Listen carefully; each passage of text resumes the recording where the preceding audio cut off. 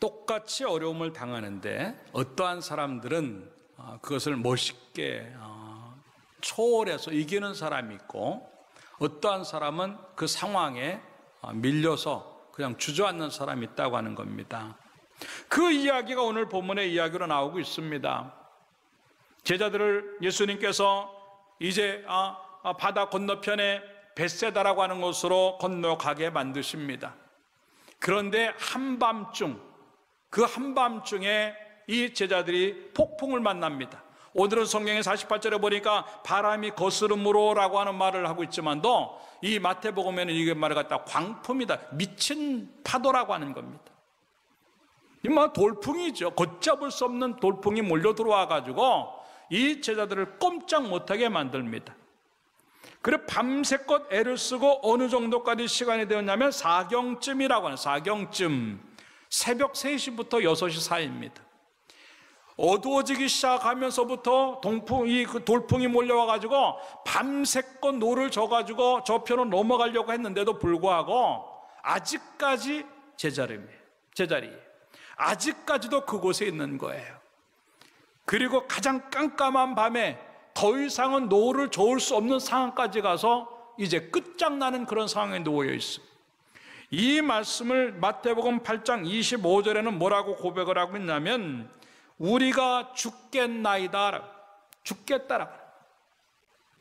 이제는 더 이상 가능성도 없고 이제는 안 되겠다, 이제는 죽었다라고 하는 생각으로 표현을 하고 있는데, 이 정도로 끔찍한 그 상황 속에서 예수님이 찾아오십니다. 결국 주님께서 바다를 잔잔케 하시고 그네들을 살려내시는 것이 오늘 본문의 이야기지요. 이 모습을 보면서 우리도 똑같은 한복판에, 바다 한복판에, 돌풍의 한복판에, 그리고 한밤중과 같은 그런 한복판에서 내 믿음이 과연 얼마만큼 만들어지고 있는가 하는 것들을 보자 하는 겁니다. 오늘 본문의 말씀에 보니까 둔하여졌다라고 하는 표현을 하고 있어요. 마지막 절에 어떠한 고난에 대한 반응조차 할 수 없을 정도로 얼어붙은, 마비되어 있는 상태의 믿음을 이제 표현하고 있는 것입니다. 얼마나 그들이 상황 앞에 꼼짝 못하는 상황이었냐면 그냥 얼음이 돼버리는, 마비가 되어져 가지고 아무것도 할 수 없는 그런 상황에 놓여져 있는 상태가 지금 제자들의 상태였다고 하는 겁니다.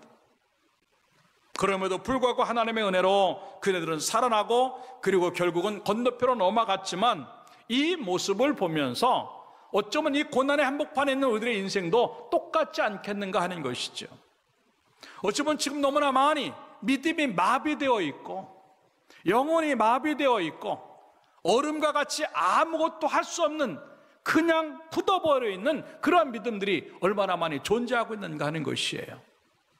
이 모습을 보면서 어차피 우리는 저편으로 건너가야 하는데, 이 한복판에서 마비되어 있는 신앙으로 있지 말고 다시 한번 하나님의 은혜를 경험하면서 믿음다운 믿음을 만들어내므로 말미암아 결국은 그 건너편까지 갈 수 있는 여러분들의 인생이 되고 여러분들의 믿음이 되기를 주님의 이름으로 축원합니다.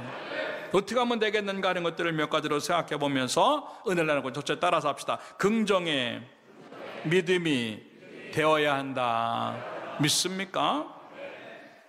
아까도 얘기했지만 이런 어려운 환경 속에, 상황 속에서 이 제자들은 한 가지밖에 생각을 안 해요. 죽겠구나라고 하네요. 죽겠구나. 이런 상황을 만나면 우리의 신앙이 현주소가 나오는데, 그때 내 판단이 어디에 가 있느냐, 내 눈이 어디에 갔느냐에 따라서 상황이 달라지는 거예요. 근데 너무나 많은 사람들의 모습들은 뭐냐면 그 상황 한 복판에서는 죽겠구나 생각을 먼저 한다고 하는 것이죠. 이게 부정적인 생각이에요. 안 된다고 하는 생각, 가능성이 없다고 하는 것, 끝났다고 하는 생각이 먼저 드는 사람들에게 주어지는 그런 특징이 뭐냐면 모든 것들을 다 부정적으로 본다고 하는 겁니다. 이 제자들의 눈이 어느 정도까지였냐면, 어느 정도로 부정적이었냐면 예수님이 그들에게 다가오는데도 불구하고 유령이라고 소리치는 거예요. 야, 귀신이다, 귀신. 네. 얼마나 이네들의 마음들이 마비가 되고 무뎌졌냐면 예수님을 보는데도 정상적으로 보이지 아니하고 가장 부정적인 모습으로, 그래도 이 모습이 제자들의 모습이 아니고 나의 모습이에요. 얼마나 많이 주님이 함께 하시는데도 불구하고 우상처럼 예수를 믿고 우상처럼 하나님을 바라볼 때가 너무 많다고 하는 것입니다. 왜? 상황에 밀리다 보니까 믿음이라고 하는 걸 전혀 거기서 발휘를 못하는 거예요. 그동안 편안할 때는 하나님 때문에 사는 줄 알았고, 괜찮을 때는 하나님의 은혜 때문에 사는 줄 알았고, 또 뭔가 좀 잘 될 때는 복 때문에 사는 줄 알았는데, 이렇게 어떤 걸 해도 안 되는 상황에 딱 맞닥뜨리니까 하나님도 별 수 없구나 생각하는 거예요. 하나님도 우상이구나 생각하는 거예요. 하나님의 전지하심, 하나님의 전능하심, 하나님의 모든 것 되심은 이미 없어지는 거예요. 왜? 상황이 밀고 들어오니까 믿음이 사라져버리니까 그렇게 되는 거예요. 이게 바로 부정적인 신앙이라고 하는 겁니다. 그런데 하나님은요, 계속 우리들에게 뭐라고 말을 하고 있냐면 그래도 된다고 말씀하시는 거예요. 그것이 바로 긍정의 믿음을 집어넣는 하나님의 역사인데 왜 그런 줄 아십니까? 이미 그 모든 상황에 하나님의 계획이 포함되어 있는 거예요. 예수님께서 이 제자들을 갖다가 바다 한복판에 집어넣으려고 하는 것이 주님의 뜻이 아니었어요. 처음부터 주님의 뜻은 뭐냐면 바다 건너편에 있는 벳세다로 건너가게 하시는 거예요. 그런데 중간에 그 파도 하나 만났다 그래서 중간에 그 어려움이 만났다 그래가지고 믿음조차 쓰지 못하고 이 건너편까지 간다는 생각하지 못하고 여기서 죽는다고 하는 생각만 하는 것이 얼마나 이 제자들에게는 부정적인 모습인가 하는 것을 우리들에게 이야기하는 것이지요. 우리들에게 똑같아요. 너무나 많이 아유 이제 나는 안 돼, 끝났어, 내 나이로 보나 내 건강으로 보나 우리 가정의 모습으로 보나 뭐 우리 남편을 보나 우리 자식들까지도 보나 안 될 것 같다고 하는, 너무나 많이 우리 속에 안 된다고 하는 그런 부정적인 것들이 놓여져 있음으로 말미암아 저 건너편까지 바라보지 못하고 현장만 바라보고 거기서 불평이 나오고 그 현장하고 싸우느라 예수님이 보이지 아니하고 그 상황하고 싸우느라 하나님의 역사하심들이 느껴지지 못하는 둔해진 모습으로 갈 때가 얼마나 많이 있겠는가 하는 것들을 보여주는 그런 이야기들이지요. 그러나 믿음은 그런 것이 아니에요. 가장 나쁜 상황에서도 가장 좋은 것들을 보고 끝난 상황 속에서도 다시 시작하는 것을 보고 어렵고 힘든 상황 속에서도 되는 것들을 보는 것이 믿음인 줄로 믿고 여러분 그런 믿음이 만들어지기를 주님의 이름으로 축원합니다. 이스라엘 백성들의 모습이 그랬어요. 광야 한복판에서 죽겠다라고 하는 거죠. 조금만 어려우면 죽겠다라고 하는 겁니다. 이미 이 사람들은요 오랜 세월 동안 430년이라고 하는 세월 동안 노예 습관에 길들여져 있는 거예요. 노예 그 모습들이 길들여져 있어가지고 해도 결국은 안 된다고 하는 것들이 그냥 습관이 돼버린 거예요. 광야도 가면 되는데도 불구하고 가도 광야니까 안 되나 보다고 하는 생각에 그냥 다 내려놓는, 그러니까 앞으로 가야 되는 상황들이 그냥 그 자리에서 계속 맹맹맹맹 돌고만 하고 제자리 걸음만 할 수밖에 없는 그런 상황이 얼마나 많이 존재하는가 하는 것이. 그런데 그런 이유가 뭔지 아세요? 상황이 나쁘기 때문에 그런 게 아니에요. 믿음이 없어졌기 때문에 그러는 거예요.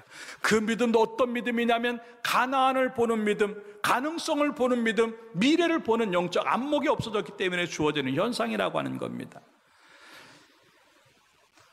민수기에 가서 보면은요 12명의 정탐꾼이 가나안 땅을 정탐하고 오는 내용을 봅니다. 그런데 10명의 정탐꾼들은 안 된다 그래요. 여호수아와 갈렙 2명의 정탐꾼은 된다고 말을 합니다. 그러면서 민수기 13장 32절에 이런 얘기를 해요. 이스라엘 자손 앞에서 그 정탐한 땅을 악평하여. 얼마든지 좋은 이야기가 많은데 나쁜 이야기만 골라서 하는 거예요. 여러분 이게 습관적인 부정적인 사람들의 모습이에요. 그렇게 많은 언어들이 있는데 그렇게 많이 해야 될 말이 있는데도 불구하고 가장 안 좋은 얘기를 끄집어내는 거예요. 좋은 얘기가 그렇게 많고 해줄 수 있는 얘기가 그렇게 많은데도 불구하고 자기도 모르게 안 좋은 얘기들만 먼저 끄집어내. 부부간에도 마찬가지예요. 부부간에 얼마나 칭찬거리도 많고 고마운 것도 많고 사랑한다는 얘기들이 얼마나 많은데도 불구하고 항상 안 좋은 얘기부터. 그래서 그게 잔소리가 되고 바가지가 되는 거예요. 가족과의 관계도 마찬가지예요. 사람들과의 관계도 마찬가지예요. 교인들과의 관계도 마찬가지입니다. 우리는 너무나 많이 악평하는 것들이 습관이 되어버렸어요. 그렇게 좋은 것들이 많은데 그것들이 눈에 안 들어오는 거예요. 왜? 그 상황이 딱 놓여져 있으니까. 그 상황을 밀어내야 된다고 하는 것 때문에, 그걸 고치겠다고 하는 마음에 좋은 것들이 보이지 아니하고 안 좋은 것들이 먼저 보이는 거예요. 그러면서 이들이 뭐라고 말을 하고 하냐면, 우리가 두루 다니며 정탐한 땅은 그 거주민을 삼키는 땅이요, 거기서 본 모든 백성은 신장이 장대한 자들이다. 그러면 네필인 후손인 아낙 자손의 거인들을 보았나니 우리는 스스로 보기에도 메뚜기 같으니. 예, 메뚜기 자화상을 가지고 자기를 그렇게밖에 평가를 못하는 거예요. 악평을 해도 자기 자신의 모든 것들을 다 내려놓고는 나는 아무짝에도 쓸모없다고 얘기를 하는 거예요. 그럼에도 불구하고요, 민수기 14장으로 넘어가서 민수기 14장 6절부터는요, 여호수아와 갈렙은 다른 얘기를 합니다. 6절에 눈의 아들 여호수아와 여분네 아들 갈렙이 자기들의 옷을 찢고 너무 답답하니까 이스라엘 자손의 온 회중에게 말을 이르기를, 우리가 두루 다니며 정탐한 땅은 심히 아름다운 땅이라. 똑같은 걸 보고 와서 한 사람은 악평을 하는데 한 사람은 좋은 평가를 해요. 너무 아름다운 땅이다. 그러면서 뭐라고 말하면, 여호와께서 우리를 기뻐하시면 우리를 그 땅으로 인도하여 들이시고 그 땅을 우리에게 주시리라. 이는 과연 젖과 꿀이 흐르는 땅이라. 계속 좋은 얘기만 하는 거예요. 그러면서 다만 여호와를 거역하지는 말라. 또 그 땅 백성을 두려워하지 말라. 그들은 우리의 먹이라 라고. 얼마나 자신감 있고 얼마나 긍정적인 그런 태도라고 하는 것이. 그러면서 중요한 건 뭐냐면, 그들의 보호자는 그들에게서 떠났고 따라서 여호와는 우리와 함께 하시느니라. 할렐루야. 믿습니까? 긍정과 부정이 어디서 차이 나냐면 그 속에 하나님이 들어갔느냐 안 들어갔느냐에 따라 이렇게 차이가 나는 거예요. 악평하는 사람들의 이야기를 보십시오. 한마디도 하나님 이야기를 하지 않아요. 그런데 좋은 평가를 하는 사람들을 보십시오. 계속 하나님을 집어넣습니다. 그러니까 자신들이 밀려도 상황이 어떤 상황에, 거인의 상황이든 그것이 무슨 네피림의 상황이든 우리가 메뚜기 같은 그런 상황이든 상관하지 아니하고 하나님이 계시면 문제가 없다고 하는 생각, 이것이 긍정의 믿음인 줄로 믿고, 여러분 그런 믿음이 있기를 주님의 이름으로 축원합니다. 사실 그래요. 어렵고 힘들면요 밀려나가지요. 상황이 밀려 들어오는데 막 그냥 돌풍같이 밀려 들어오는데 어떻게 버틸 재간이 있겠어요? 그럼에도 불구하고 그 상황하고 싸우는 게 아니라 하나님이 어떤 분인가, 하나님이 어떻게 하실 것인가, 그걸 보는 거예요. 이 상황도 마찬가지예요. 제자들도요 지금요 바다와 싸우고 노를 거슬러서 저었다고 성경은 말을 하고 있어요. 됩니까? 인간의 한계에 부딪히면 안 되는 거예요. 그런데 예수님이 오시니까 되잖아요. 이게 하나님의 역사인 줄로 믿습니다. 우리가 할 수 있는 게 한계가 있거든요. 하는 데까지 해보는 거예요. 근데 안 되잖아요. 그 순간부터 뭘 해야 되냐면 하나님이 들어가야 될 줄로 믿습니다. 그렇기 때문에 처음부터 우리의 생각은 어떻게 가야 되냐면 하나님이 여기 계시다고 하는 거예요. 이 상황이 이 바다의 한복판이든 광풍이 몰아치는 그런 상황이든 깜깜한 밤이든 그거에 상관하지 아니하고 처음부터 우리의 생각은 뭐냐면 죽게 되었지만 그래도 하나님이 계셔라고 하는 거예요. 안 될 것 같지만 그래도 하나님이 계셔라고 하는 것. 힘들지만 그래도 하나님이 계시면 된다고 하는 생각, 그것이 진짜 믿음인 줄로 믿습니다. 그것이 고린도후서 1장 20절의 이야기예요. 하나님의 약속은 얼마든지 그리스도 안에서 예가 되니 그런즉 그로 말미암아 우리가 아멘하여 하나님께 영광을 돌리게 되느니라. 예, 하나님의 약속은 언제든지 예예요. 다시 말해서 된다고 하는 겁니다. 하나님의 그 약속하심은요, 상황이 어렵기 때문에, 문제가 있기 때문에, 너무 힘들기 때문에 멈춰진 적이 없어요.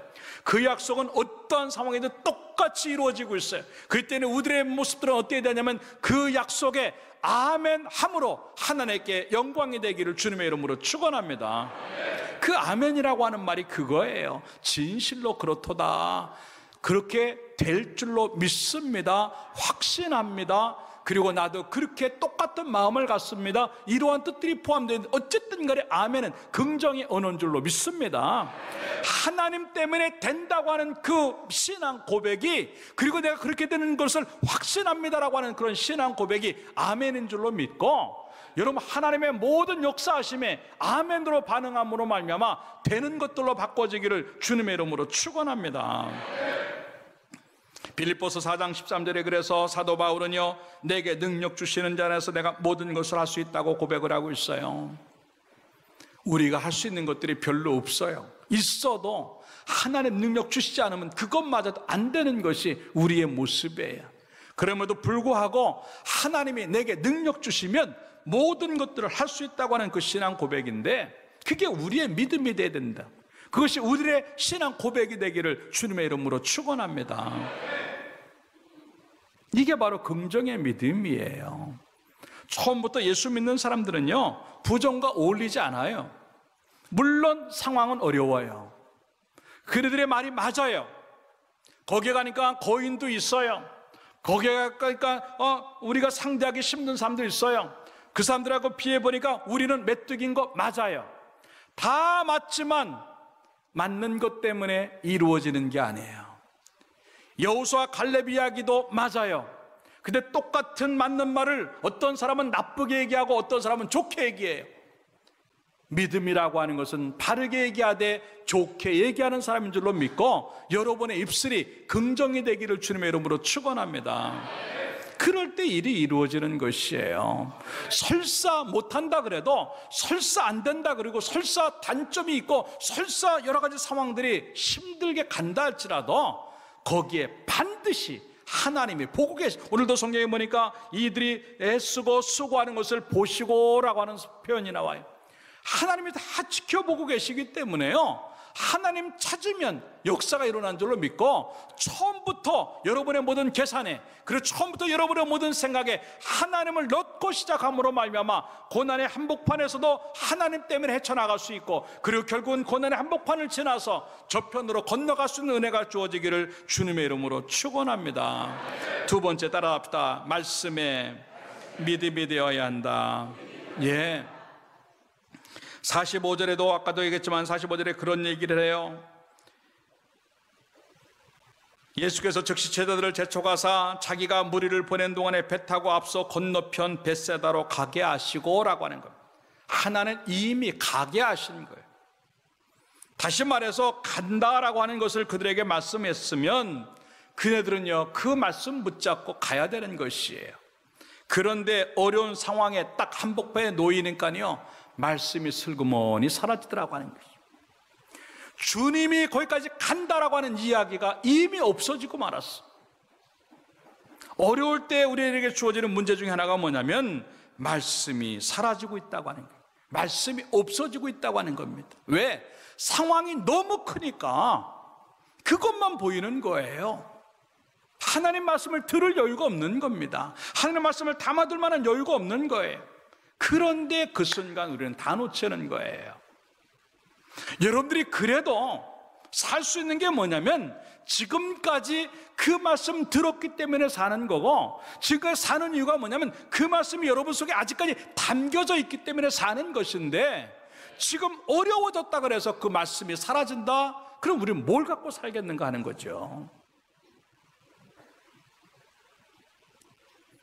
오늘도 본문의 말씀해 보니까 뭐라고 말씀하고 있냐면 마지막 부분에 그 떡대던 일들을 잃어버렸기 때문이야, 잊어버렸기 때문이라고 하는, 기억하지 않고 있다고 하는 것이에요.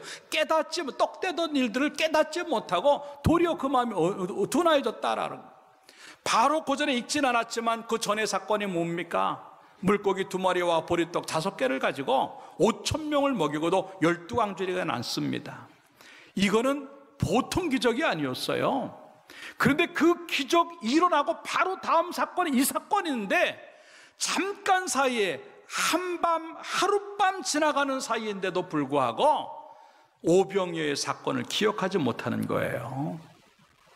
이게 얼마나 둔한 모습인 줄 아세요? 왜? 너무 큰 상황이 부딪히니까요 말씀이 흔적도 없이 사라지더라고 하는 거예요. 우리의 모습이에요. 그렇게 많이 은혜를 받았어요.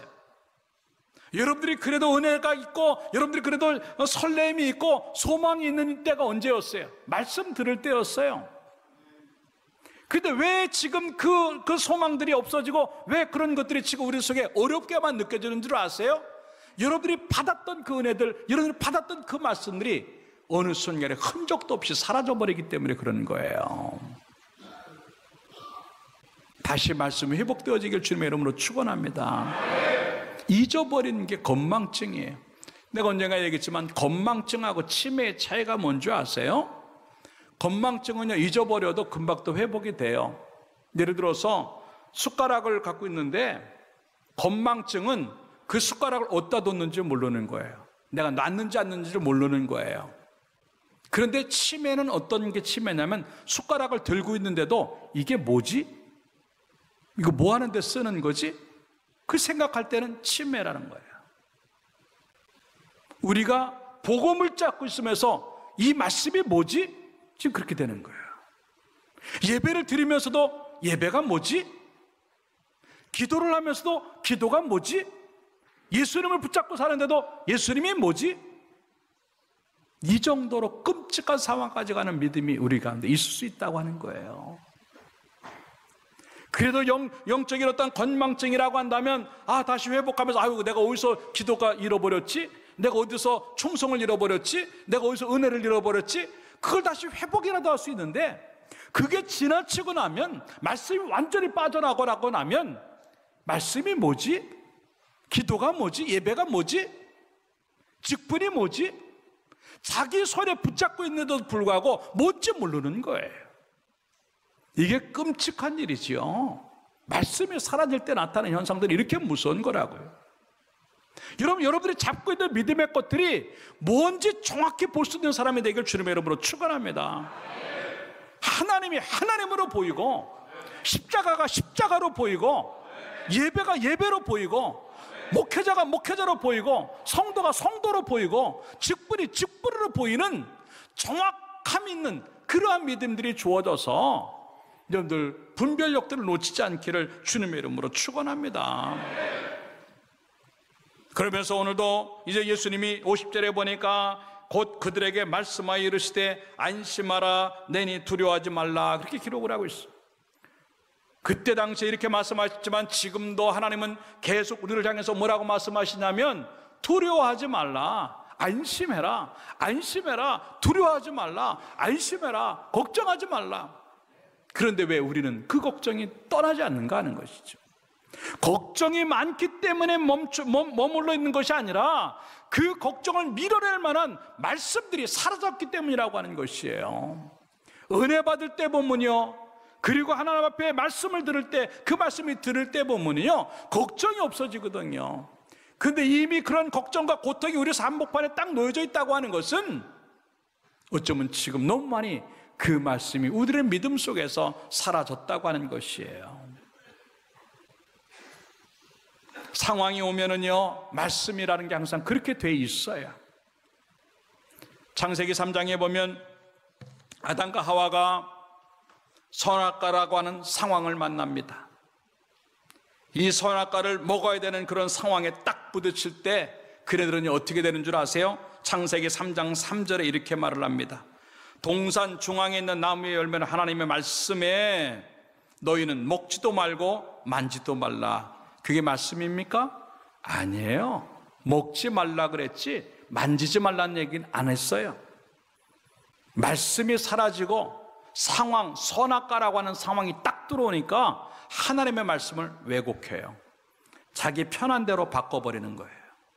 뿐만 아니에요. 뭐라고 말을 한 줄 아세요? 너희가 죽을까 하노라. 하나님이 언제 죽을까 하노라고 말씀하셨어요? 죽는다라고 말씀하셨어요. 그런데 선악과라고 하는 상황이 딱 들어오니까 자기 편한 대로 말씀을 바꾸는 거예요. 이게 우리의 문제예요. 많은 신앙인들이 말씀을 듣고 싶은 것만 들어요. 그리고 들은 그 말씀도 자기 상황에 편리한 대로 해석을 해요. 그리고 자기 상황에 맞게끔 말씀을 바꿔치기 해요. 어디 하나님이 먹지도 말고 만지도 말라 그랬어. 먹지 말라 그랬지. 근데 자기는 그렇게 생각하는 거예요. 어디 죽을까 하노라 그러는 거예요. 죽는다고 먹고 싶다는 얘기죠. 선악과를 먹고 싶다는 얘기예요. 죽을까 안 죽을 수 있다고 하는 걸 자기가 집어넣어 버리는 거예요. 이게 상황 앞에서 말씀이 사라질 때 나타나는 현상들이에요. 얼마나 많은 신앙인들이 그 상황이 어렵다고 하는 이유 때문에 말씀을 자기 멋대로 해석을 하는지 몰라요. 자기가 듣고 싶은 말씀만 듣고 들은 말씀조차도 자기에게 편리한 대로 해석하니까 주일 안 나와도 괜찮을지도 몰라. 11조 안 해도 괜찮을지 몰라. 사역 안 하고 충성 안 해도 괜찮을지 몰라. 다 자기에게 편한 대로. 죄를 지어도 벌 안 받을지도 몰라. 다 자기 편한 대로 말씀을 다 바꿔치게 하는 거예요. 결국 그 말씀이 우리의 믿음을 송두리째 뽑아가는 거예요. 상황보다 더 비참한 결과가 뭐냐면 믿음 떨어지는 거예요. 근데 그걸 알지 못하고 그냥 그 상황에 쫄쫄쫄쫄 매다 보니까 어느 순간에 자기에게 주어진 말씀들이 어디로 간지도 알지 못하는, 그렇게 많이 하나님 말씀 듣고 은혜 받았다고, 그렇게 하나님 말씀 듣고 치유 받았다고, 그렇게 하나님 말씀 받고 은혜 받고 복 받았다고 고백을 하면서도 불구하고 어려운 상황에 딱 맞닥뜨리니까 그 고백들이 어디로 간지를 없었고 말씀이 그 속에서 나타나지 않는 그 모습들이 얼마나 많이 존재하는가 하는 것을 우리에게 보여주는 그런 이야기들이지요. 사랑하는 여러분들, 말씀이 남겨지기를 주님의 이름으로 축원합니다. 여러분의 생각이 남겨지면 안 돼요.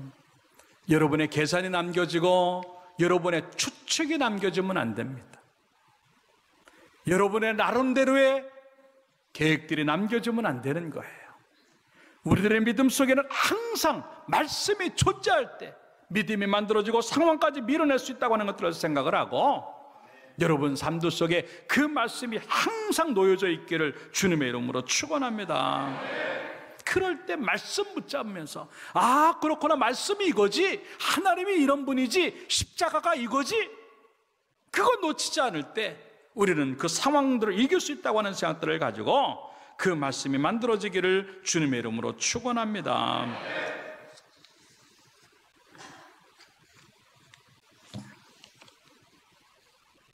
이단들이나 잘못되게 빠지는 모든 것들이 다 거기서부터 시작되어지는 것이에요. 말씀이 빠져나가니까 하나님에 대한 두려움도 없고, 말씀이 빠져나가니까 믿음의 모양도 없고, 말씀이 빠져나가니까 새로움도 없는, 그냥 자기 생각대로만 사는 것들만 남겨지는 그런 모습들이 너무나 많고, 결국 그런 것들이 설사 여러분들의 몸부림침으로 인해서 상황이 정상적으로 와도 말씀 빠진 인생이라고 한다면 우리들의 믿음은 아무 유익이 없다는 것들을 생각하고, 설사 상황이 우리를 무너뜨린다 할지라도, 인생의 상황이 무너진다 할지라도 믿음의 반응이 더 커짐으로 말미암아 끝까지 여러분의 인생 속에서 말씀이 남겨짐으로 말미암아 말씀을 들은 대로, 말씀이 남겨진 대로 이루어지는 축복들이 경험되어지기를 주님의 이름으로 축원합니다. 마지막 세 번째 따라합시다. 기도에 믿음이 되어야 한다. 믿습니까? 마태복음에서는 이네들이 죽게 된 상황 속에서 하나님 앞에 살려달라고, 우리를 돌보아달라고 소리치는 내용들이 나옵니다. 이것이 바로 기도예요. 상황이 너무 어렵기 때문에 또 하나의 신앙의 문제는 어디서 시작되냐면 기도가 멈추고 있다고 하는 것이죠.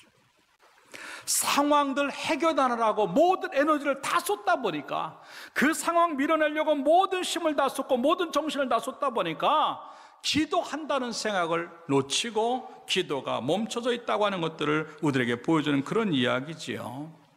기도라고 하는 것은 바로 하나님의 방법으로 하겠다고 하는 신앙 고백이에요. 근데 그 기도가 멈춰져 있다고 하는 것은요, 내 힘 가지고 해보겠다고 하는 거예요. 오늘 성경에도 보니까 이 사람들은요, 뱃사람들이 많았어요.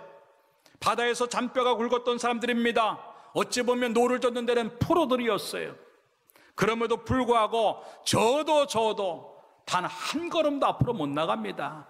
그 자리에서 뱅뱅뱅뱅 맴돌고 더 죽을 것 같은 속으로 이제 몰려 들어가는 그런 상황이 좀 놓여 있는 것이에요.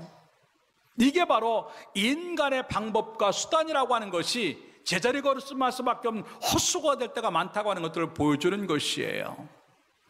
그럴 때 인간의 배를 젓는 노를, 배를 나가게 하는 노를 다 내려놓고 해도 안 되니까, 여러분, 해도 안 될 때는 새로운 방법밖에 없거든요. 계속 똑같이 노를 젓는데도 안 가거든요. 그러면요, 여러분들, 이젠 그 노 내려놓으세요. 그 인간적인 노를 다 내려놓고 믿음의 노를 저으시기를 주님의 이름으로 축원합니다. 기도의 노를 저으시기를 주님의 이름으로 축원합니다. 기도로 여러분의 인생의 노를 저어본다고 한번 생각해 봤어요? 기도의 노를 저으면서 저편으로 건너가야 되겠다고 하는 생각을 해봤어요? 그 기도가 이제 필요할 때를 만난 줄로 믿습니다. 너무나 많은 우리들의 신앙들이 이 고난의 한복판에서도 아직도 인간의 방법으로 몸부림칠 때가 너무 많다고 하는 것이에요. 안 됐잖아요. 그러면 이제 다 내려놔도 돼요. 새로운 방법으로 가자고요. 그게 바로 영적인 방법이고 하나님의 방법인데, 그것이 기도하는 일인 줄로 믿고, 그 기도가 여러분들의 모든 어려움들을 빠져나오게 하고 저편으로 가게 만들 줄로 믿습니다. 에이, 목사님 기도하면 되나요? 되죠. 됩니다. 그 정도 믿음을 가지고 기도를 하죠. 기도 그렇게 많이 한다. 아니에요. 여러분들, 누군가가 기도했기 때문에 이만큼 산 거예요. 기도 우습게 생각하면 안 됩니다. 인생 금방 망가져요. 기도 안 하고 여러분 무슨 심으로 노를 저으려고요? 해도 안 되는데 그 한복판에서 제자리 걸음 되는 것 같이 노는 졌지만 돌아보면 제자리 걸음인데 어떡할 거냐고요.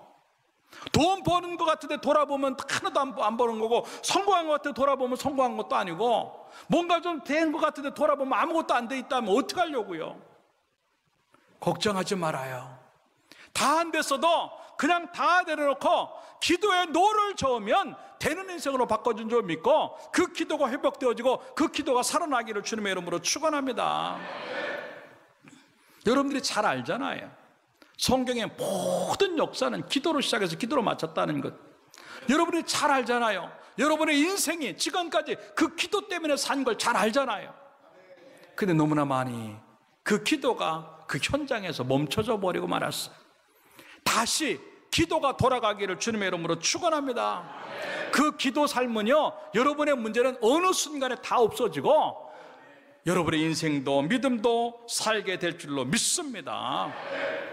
그것이 기도를 통해서 온다고 하는 사실들을 기억을 하면서 이전에 몰랐던 그 특별한 은혜, 이전에 몰랐던 그 특별한 축복들이 이제 우리 현장이 되는 줄로 믿고, 그 일에 기도로 뛰어들어서 그 일을 현장으로 만드는 축복이 있기를 주님의 이름으로 축원합니다. 결론적으로 말씀을 드립니다. 벌써 2월이 되었습니다. 올 한 해 어떻게 갈 것인가 하는 것이에요. 제대로 된 믿음이 있어야만 된다고 하는 것을 의미하는 것입니다. 상황은 언제든지 계속 어려울 수 있어요. 그럼에도 불구하고 그 상황에 믿음으로 반응하면 그 상황이 밀려나갈 줄로 믿습니다. 그 상황에 믿음으로 밀고 나가면 그 목적들, 하나님이 하시고자 하는 그 뜻들이 우리 가운데 이루어질 줄로 믿습니다. 그 상황을 믿음으로 반응하면 우리가 기도하는 것들이 응답되어지고 저편으로 건너갈 수 있는 기적을 보는 줄로 믿고, 그런 모습들이 만들어져서 2019년에는 특별한 한 해로 만들어지고 영광거리와 간증거리가 많아지는, 또 하나님의 응답이 많다고 고백하는 그러한 한 해가 되기를 주님의 이름으로 축원합니다. 기도하겠습니다.